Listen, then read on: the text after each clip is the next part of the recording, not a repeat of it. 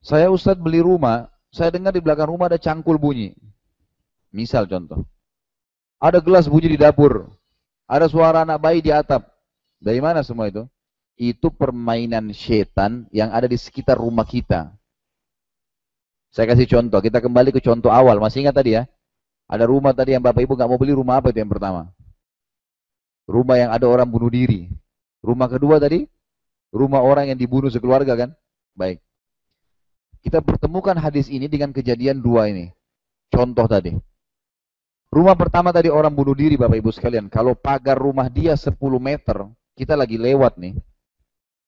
Ini kalau ada setan di sini marah dengan saya bongkar kedoknya sekarang. Ini kedoknya dia nih. Bapak Ibu setelah ini nggak takut lagi insya Allah. Kalau pagar rumah orang 10 meter dari sini ke sini, ini rumahnya, tadi ada orang bunuh diri ya. Kita kalau lewat, 1 meter pertama, 2 meter pertama, setan yang ada di sini ini berkecamuk di pikiran kita nih. Itu yang bunuh diri itu perempuan, rambutnya panjang, matanya belalak, keluar dari hidungnya. Terus takut-takutin. Pas 5 meter kita takut nih. Nanti kita lihat benar tuh, ada perempuan yang kita tadi ilustrasikan sendiri. Betul-betul kita lihat perempuan, rambutnya panjang, matanya belalak, keluar darah dari hidungnya. Karena takut tadi. Kalau kita tidak takut, sampai lewat sini pun tidak ada apa-apa. Nggak lihat apa-apa. Kalau kita jalan dengan satu teman, kita lihat tuh perempuan tadi, lalu kita tanya dia, kamu lihat nggak? Dia bilang nggak. Kenapa? Dia nggak takut. Dia hanya takut, kalau takut kepada Allah, nggak ada kelihatan itu semua. Jadi orang kalau lihat penampakan setan itu karena dia takut. Kalau dia tidak takut, hilang semua tuh setan.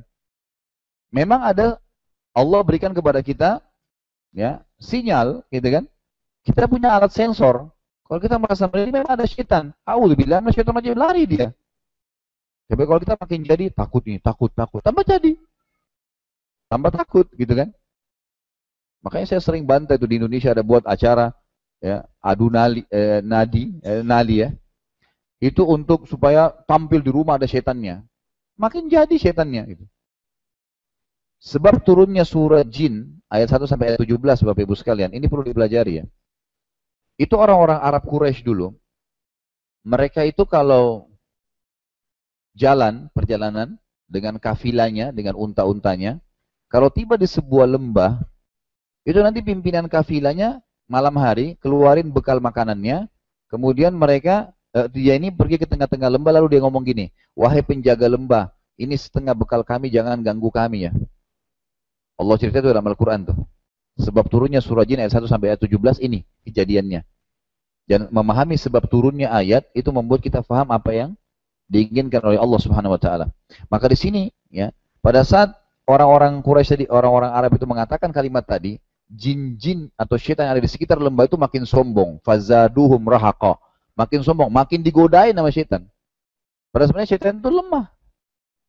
Syaitan itu Bapak Ibu sekalian bisa mati dengan biji pepaya yang kita lempar. Orang kalau dirukyah, dipencet kakinya aja dirukyah, mati jinnya, kebakar. Manusia yang jadi khalifah, kita pemimpin. Jin-jin ini semua dipimpin oleh manusia sebenarnya. Kita yang jadi khalifah. Bukan kita yang takut, tapi syaitan berusaha supaya kita takut kepada dia. Kalau kita takut kepada syaitan, kita nggak takut lagi kepada Allah Subhanahu wa taala. Akhirnya sholat tahajudnya nggak jadi gara-gara takut ke kamar mandi. Berarti takut kepada syaitan.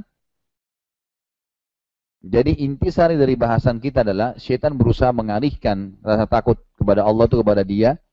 Dan sudah saya kasih contoh tadi Bapak Ibu sekalian, sebenarnya itu hanya permainan dia saja. Tadi rumah orang bunuh diri, itu permainan dia. Sama halnya kalau tadi contoh kedua orang yang dibunuh sekeluarga. Kalau tadi ini bunuh diri ya. Orang kalau bunuh diri dosa atau enggak Bapak Ibu sekalian? Dosa atau enggak? Baik, dosa besar ya. Berarti orang yang bunuh diri tadi itu sedang disiksa di kuburan. Enggak ada waktu dia keluar ganggu orang atau balas dendam. Loh iya benar. Karena dia sedang meninggal dalam kondisi berbuat dosa besar kan. Berarti tadi kondisi kuburannya sama dengan orang fasik tuh. Lagi disiksa. Per detiknya. Nggak ada waktu untuk keluar itu. Nggak ada ceritanya. Sama halnya tadi yang satu keluarga dibunuh oleh perampok. Mereka semua terbunuh sementara kehormatannya ada kan. Berarti mereka mati syahid. Kalau Bapak Ibu beli rumahnya nih yang terbunuh tadi ini berkah. Karena mereka mati syahid. Dan mereka lagi nikmatin taman surga di kuburannya. Bukan malah kita ketakutan. Syaitan makin mau tuh kalau ada rumah yang nggak dibeli, makin mau dia.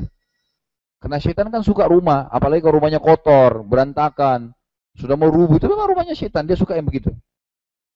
Kita beda. Allah SWT menyuruh kita membersihkan rumah, nggak boleh ada najisnya, dibuat terang rumah itu, dibuat bersih. Innallaha jamilun yuhibbul jamal, Allah indah, menyukai keindahan, gitu kan. Diperintahkan dalam agama kita. Syaitan melanggar semua itu. Makanya salah satu trik kalau orang kerasukan jin, ya, itu rumahnya kita suruh bersihin. Biasanya syaitannya banyak karena suka numpuk-numpuk barang-barang, jadi berantakan. Itu semua disuka sama syaitan tuh. Jadi kata kunci yang pertama untuk takut kepada Allah Subhanahu wa taala adalah meyakini tidak ada Tuhan yang berhak disembah kecuali Allah dan tidak perlu takut kecuali kepada Allah, termasuk masalah syaitan ini.